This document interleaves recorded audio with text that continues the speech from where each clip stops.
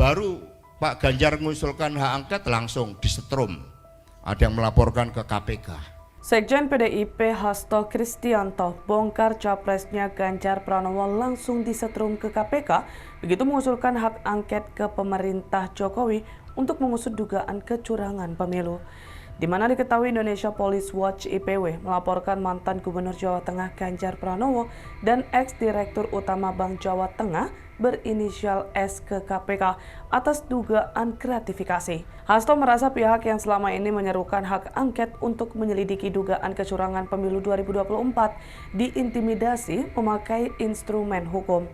Termasuk kata Hasto, capres yang diusul PDIP Ganjar Pranowo yang menyuarakan penggunaan angket dan kini mulai diintimidasi dengan dilaporkan ke KPK. Dia lalu menyebutkan sejumlah media yang ikut disetrum usai melaporkan dugaan kecurangan pemilu. Hal ini Hasto sampaikan saat acara Election Talk di FISIP Universitas Indonesia pada Kamis 7 Maret 2024. Ikuti terus berita menarik lainnya. Jangan lupa like dan share seluruh akun Tribun Medan. Jadi kami opsinya adalah melakukan suatu perlawanan secara terukur. Bagaimana perlawanan secara terukur itu? Ya kita melihat reaksinya, aksi reaksinya. Baru Pak Ganjar mengusulkan hak angket langsung disetrum. Ada yang melaporkan ke KPK. Di situ. Itu strum-struman ini banyak sekali ini. Media udah mulai di-strum, Tempo, Kompas, Media Indonesia pasti. Dan inilah yang kemudian wajah populis yang ternyata berlindung di balik kata-kata demokrasi prosedural. Silakan ajukan ke polisi, silakan ajukan ke Bawaslu. Silakan, ini kan demokrasi prosedural, tetapi dalam substansinya sudah tidak ada lagi demokrasi kedaulatan rakyat itu. Maka perlawanan secara terukur opsinya bagaimana? Politik sebagai opsi, tapi syaratnya harus muncul trust.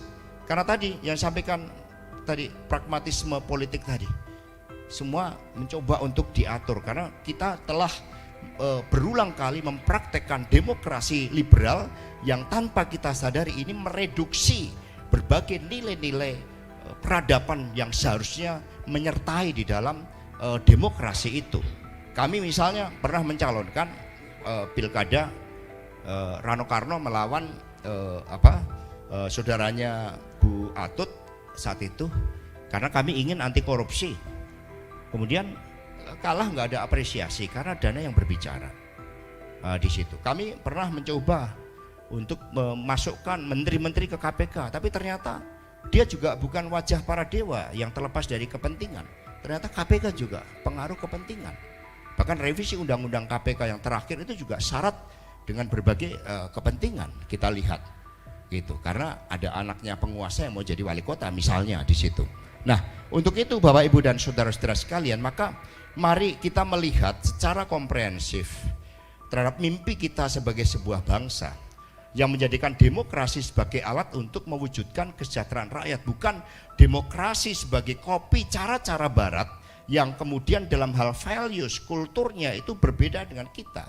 Sehingga ini merupakan suatu momentum untuk melakukan suatu evaluasi bahwa demokrasi memerlukan moral, memerlukan nurani, tetapi di dalam prakteknya berbagai syarat-syarat netralitas negara itu tetap harus dilakukan. Maka opsi hukum, opsi politik termasuk menggunakan hak angket itu sedang kami kaji secara penuh dan ini harus bersama-sama karena tidak bisa sendirian. Kalau sendiri dengan praktek demokrasi liberal seperti ini pasti terkunci.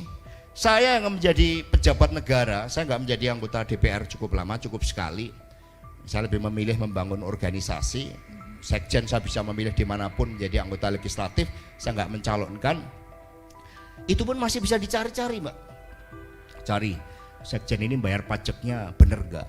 Saya dapat informasi, hati-hati Pak Hasto jadi TO nomor 1 karena terlalu berbicara keras. Tetapi mari bahwa untuk berbicara tentang bangsa dan negara memang diperlukan keberanian. Download Tribun X sekarang, menghadirkan lokal menjadi Indonesia.